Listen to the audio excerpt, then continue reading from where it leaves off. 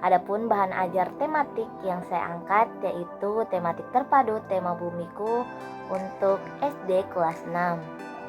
Adapun bahan ajar yang saya ambil yaitu tematik terpadu tema 6 bumiku untuk SD atau MI kelas 6. Analisis yang dilakukan terhadap bahan ajar berdasarkan kajian teori mencakup 3 komponen, yakni kelayakan isi, penyajian, dan kebahasaan. Adapun hasil analisis bahan ajar dapat diuraikan sebagai berikut. Yang pertama adalah komponen kelayakan isi. Kelayakan isi dalam hal ini diuraikan menjadi 9, terdiri atas kesesuaian dengan kurikulum, kesesuaian pendekatan pembelajaran, bentuk dari tujuan pengajarannya, jenis-jenisnya, orientasi masalah yang ditampilkan, dan yang terakhir multikulturalisme. Adapun uraian komponen isi sebagai berikut. Yang pertama adalah kesesuaian dengan kurikulum. Analisis ini dilakukan dengan berpedoman pada kompetensi dasar atau KD yang termuat dalam kurikulum 2013 revisi 2018, sehingga hasil analisis sebagai berikut. Komponen dasar atau KD yang digunakan adalah untuk pembelajaran IPA, yaitu menjelaskan peristiwa rotasi dan revolusi bumi serta terjadinya gerhana bulan dan gerhana matahari.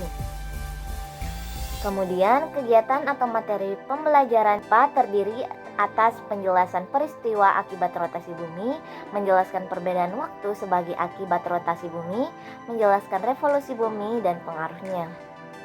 Yang kedua yaitu pendekatan pembelajaran. Pendekatan pembelajaran yang digunakan dalam bahan ajar ini adalah pendekatan saintifik. Yang ketiga adalah bentuk tujuan pengajaran. Bahan ajar tematik terpadu ini telah berkesesuaian dengan capaian kompetensi dasar dalam pedoman petunjuk pelaksanaan kurikulum 2013. Yang keempat adalah jenis-jenis tujuan pengajaran. Bahan ajar ini memiliki orientasi tujuan pembelajaran pada ranah kognitif, psikomotor, dan afektif sesuai dengan kurikulum. Yang kelima adalah orientasi masalah.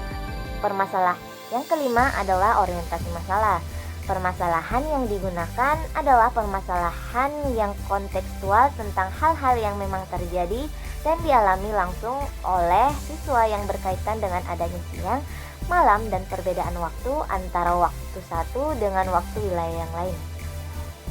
Yang keenam adalah multikulturalisme. Bahan ajar ini menggunakan konten yang berkaitan dengan lingkungan sekolah dan kehidupan sehari-hari siswa. Yang selanjutnya adalah komponen penyajian. Adapun muatan yang terdapat dalam komponen ini, yang pertama adalah bahan ajar ini memuat kalimat pengantar mengenai gambaran ilustrasi yang disajikan. Yang kedua, bahan ajar ini tidak memuat tujuan pembelajaran. Yang ketiga, bahan ajar ini tidak memuat peta konsep. Yang keempat, bentuk latihan yang dilakukan siswa termuat dalam bagian ayo berlatih.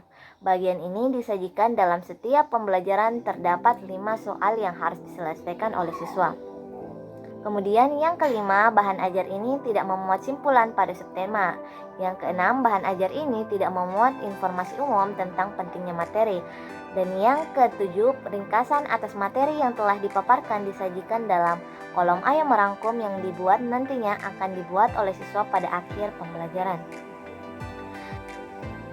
Yang terakhir adalah komponen kebahasaan.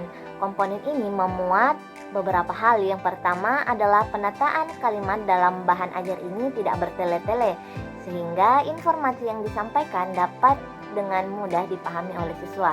Yang kedua itu bahasa yang digunakan dalam bahan ajar dan membuat kata-kata, diagnosis, dan interval.